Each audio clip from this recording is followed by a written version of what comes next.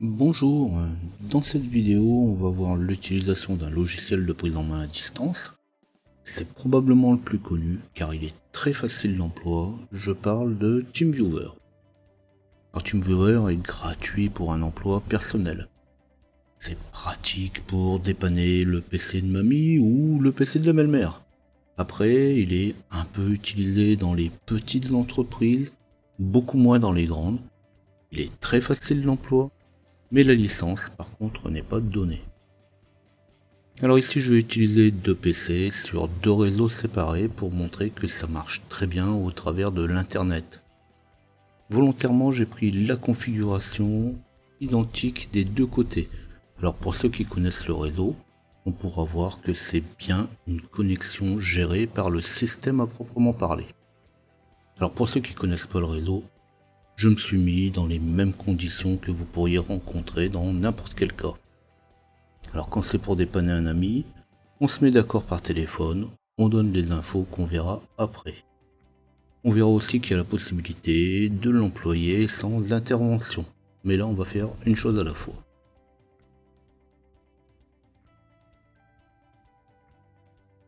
Alors sur le PC principal, en fait il n'y a pas de PC principal, je vais dire plutôt le premier PC, je vais télécharger TeamViewer. Donc je vais tout simplement ouvrir un navigateur et dans mon navigateur je vais taper Download TeamViewer. Alors on va le retrouver facilement, il est très connu, vous allez très vite vous retrouver sur le site web. Et comme il n'est pas spécialement lourd, ça va aller très vite. Alors suivant les uns et les autres, de toute façon, soit on attend qu'il est téléchargé puis on le lance, ou sinon, pendant le téléchargement, je vais cliquer sur le fichier, et dès qu'il sera téléchargé, il va être lancé automatiquement.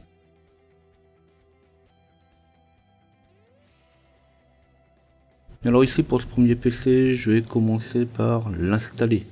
On a plusieurs choix, on verra après comment ça marche aussi, juste démarrer. Alors là on est dans une installation classique, il ne faudra que quelques secondes. Pour les avertis, vous pourrez aussi passer par l'affichage avancé, où vous aurez le choix du dossier d'installation. Alors ensuite il faut quand même jouer le jeu. C'est pour un emploi ponctuel et personnel. De toute façon, si vous en faites trop d'utilisation, vous finirez par être bloqué.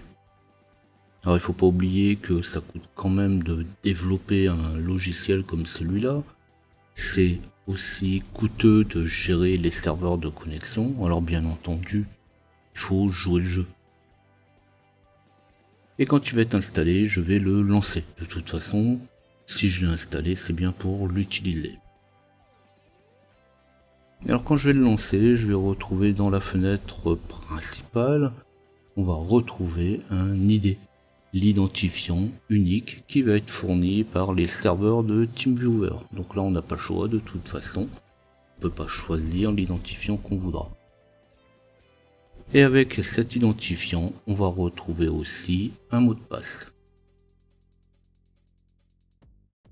Dans la fenêtre, on trouve également un champ qui va contenir l'identifiant du partenaire qu'on va voir de toute façon dans quelques secondes. Alors sur le PC distant, alors ici je montre les deux, mais dans la réalité c'est généralement un PC qui n'est pas, vous n'êtes pas à côté, sinon de toute façon vous pourriez le faire directement dessus, donc ça peut être celui d'un ami, et là vous allez lui demander de le télécharger. De toute façon, si vous voulez faire un dépannage à distance, sur le PC distant, il faudra qu'il y ait du réseau, il faudra qu'il y ait de l'internet, donc forcément, il aura la possibilité de toute façon de le télécharger. Donc ici pour gagner un peu de temps, je l'ai déjà téléchargé, je l'ai mis sur le bureau. Donc là on voit effectivement qu'il est bien sur le bureau, que ce n'est pas un raccourci.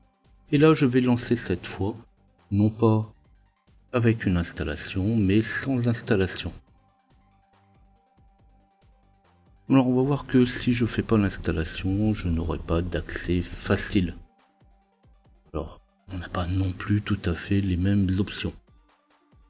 Donc justement il faudra, quand je vais le lancer, quelques secondes pour qu'il démarre. De toute façon, j'ai téléchargé juste un fichier, il va falloir le décompresser dans un fichier temporaire. Et puis, on va voir chaque machine qui a son ID. Il y a aussi son password qui est différent. Et ici, je vais cocher contrôle à distance. Alors, on va pas cocher le transfert de fichiers. Le transfert de fichiers n'est pas très pratique. Et surtout, il n'est pas très rapide. Puisque quand on fait un transfert de fichiers au travers de TeamViewer, en réalité, il passe par les serveurs de TeamViewer.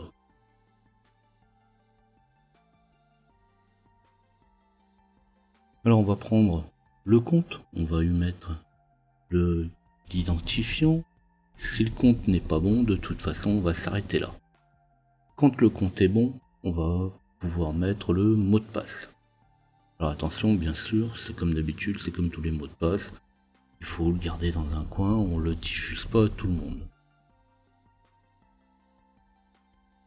C'est fait, quand j'ai mis mon identifiant et j'ai mis le mot de passe, eh bien on va voir que on peut se connecter sur la machine distante. Alors on voit aussi que c'est pas comme du RDP, la machine distante est affichée. L'utilisateur distant va voir ce que vous êtes en train de faire sur sa machine. De toute façon, c'est aussi dans la réglementation, dans la prise en main à distance, l'utilisateur doit être informé. Vous devez toujours être informé si quelqu'un est connecté ou se connecte sur votre machine à distance. Et bien sûr, avec la petite fenêtre de connexion qui vous indique que quelqu'un est connecté, quelqu'un a la main sur votre machine, vous avez aussi la possibilité de le déconnecter.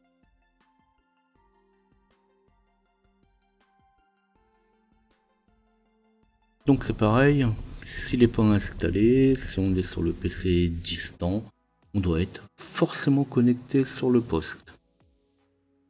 Alors, bien sûr, si on devait se connecter, on devait taper la connexion au compte, ça serait quand même un petit peu plus sécurisé. Ici, donc, de toute façon, pour pouvoir se connecter à distance sur la machine, comme il n'est pas installé, eh bien, TeamViewer devra être lancé de toute façon. Alors on voit aussi que lorsqu'on se connecte, le fond d'écran n'est pas affiché. Donc en réalité, c'est pas une question de ne pas vouloir l'afficher ou c'est surtout une question beaucoup plus pratique. C'est tout simplement plus rapide. Il y a moins de données à faire transiter au travers du réseau. Et en cas de difficulté, vous avez aussi l'aide sur le côté gauche de la fenêtre. Donc ici, comme on vient de le voir, eh bien, on peut très bien prendre le contrôle d'une machine à distance sans avoir besoin de l'installer. On aurait pu très bien le faire des deux côtés sans aucune installation. Cette fois, je vais recommencer avec l'installation de TeamViewer. Là, je vais passer rapidement. C'est la même chose que sur ma première machine. Donc, je vais juste passer cette étape. Alors en plus de l'accès par login et password, cette fois quand la fenêtre va s'ouvrir, on va pouvoir aussi activer l'accès rapide. Alors pour pouvoir activer l'accès rapide, on va devoir créer un compte. Alors bien sûr, il y a d'autres avantages que l'accès facile. On devra valider quand même par la suite le mail dans login.teamviewer.com. Et là, on va pouvoir justement, en plus de l'accès facile, on va pouvoir aussi gérer les machines, retrouver les connexions, retrouver les dernières connexions utilisées. Alors pour le compte à créer, on peut bien sûr utiliser un mail poubelle.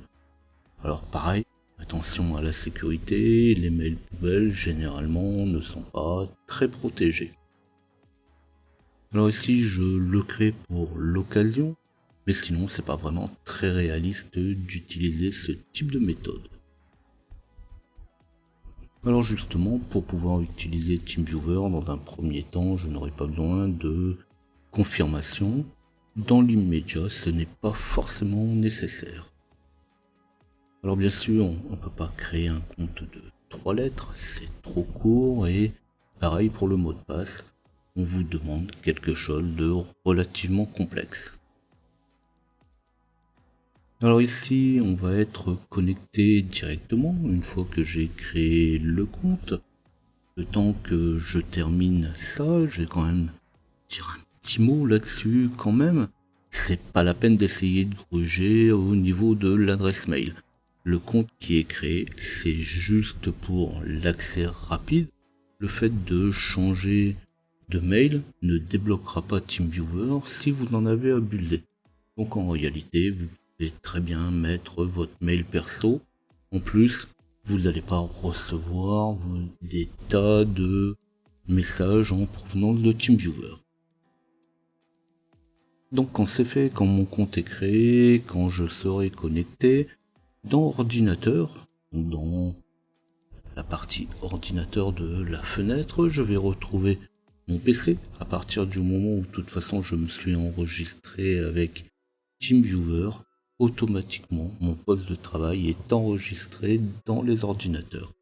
Je vais retrouver à cet endroit-là aussi mes connexions, mes dernières connexions. Alors comme je l'ai déjà indiqué, c'est très facile d'emploi, c'est très intuitif.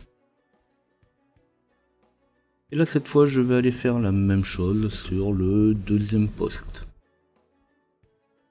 Donc là le compte est déjà créé, je peux donc me connecter directement. Donc en fait comme je viens de le dire, quand je vais me connecter, quand je vais mettre mon compte et mon mot de passe, ça va me permettre d'enregistrer directement le PC dans la liste des ordinateurs.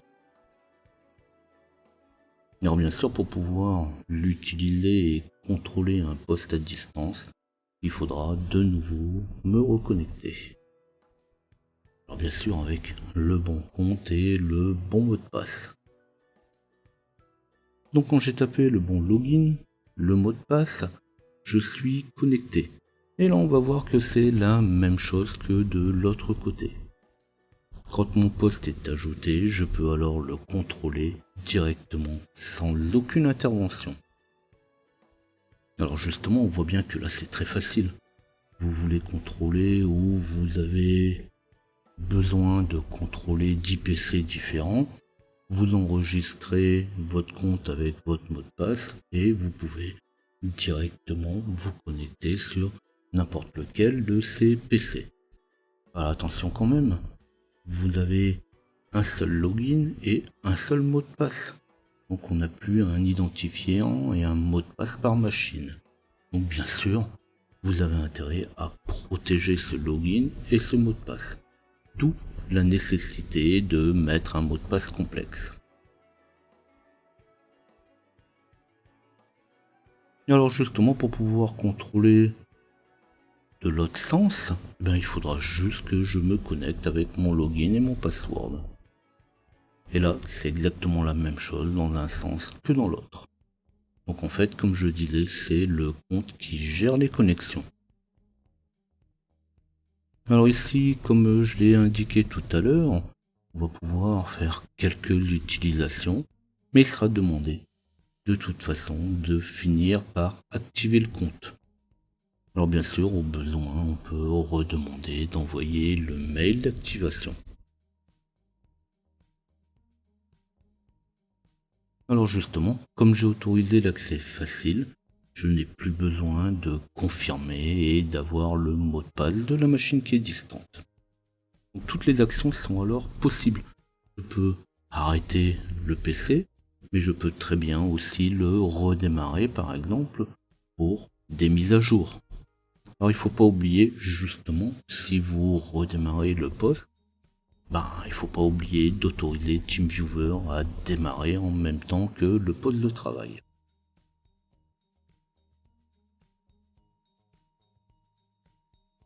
Alors bien sûr ici je n'ai pas tout montré, j'ai pas montré par exemple le login avant l'ouverture de session. Donc là il suffira d'essayer, mais il faudra bien que TeamViewer soit lancé en tant que service.